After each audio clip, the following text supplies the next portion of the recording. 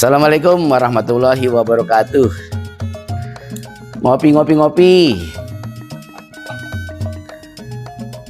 Burung pelatuk di atas pagar, lalu terbang ke atas kanopi. Mate ngantuk jadi seger kalau siang-siang kita ngopi. Ngopi yuk. Aduh, beda rasanya. Enakan yang di rumah. Malam sepi di malam Jumat, mati lampu gelap gulite, rasa kopi yang paling nikmat yang diseduh istri tercinta. Enggak? Iya, ini kurang enak nih.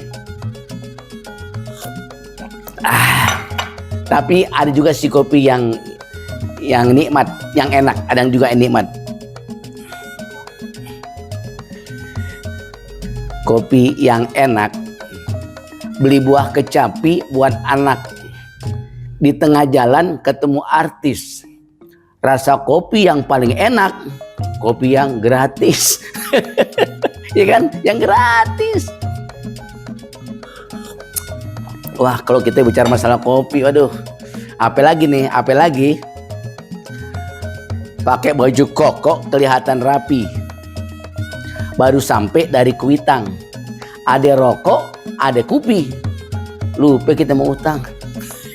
Tapi ingat, utang tetap utang, kudu dibayar. Jangan gara-gara ngopi lupa mau utang.